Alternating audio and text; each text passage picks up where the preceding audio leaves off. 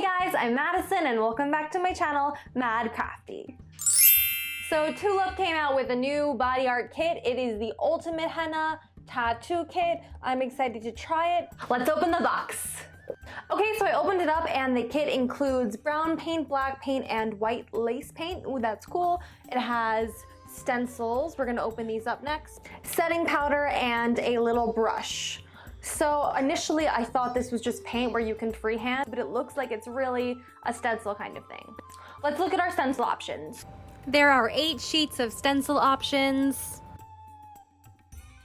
And of course there are warnings like always, don't use it on broken or irritated skin, don't put it around your eyes, not recommended for your face, and do not ingest it, obviously.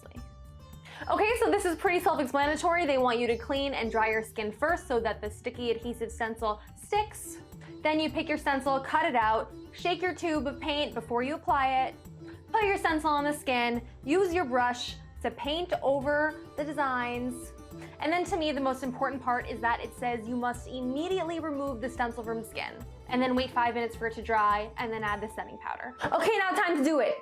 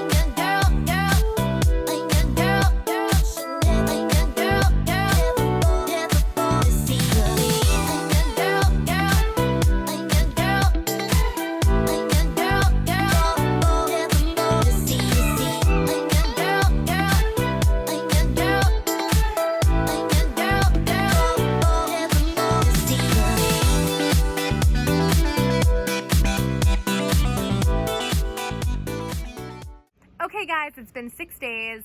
The tattoo on my mom's foot is still there. Cool. The brown tattoo on my thigh was going strong until I went to the beach, and with suntan lotion and the salt water, it completely came off. And then the white elephant didn't really last past 2 days, I guess because it's such a light color. So that being said, unlike traditional henna, which lasts multiple weeks, this probably lasts under a week. And if you're gonna use these tattoos, maybe think wisely about where exactly you wanna put it. Okay, so this totally worked. It's definitely a little annoying, but you can clean the stencils again with rubbing alcohol. You just kind of gotta scrub really hard in the sink and the ink will come off. So I definitely think this kit is a good buy. Just know if you're gonna buy it, it's not for freehand henna. It's only for stencils, only for tattoos. Okay, final thoughts. So like a good kit should, it came with everything you needed.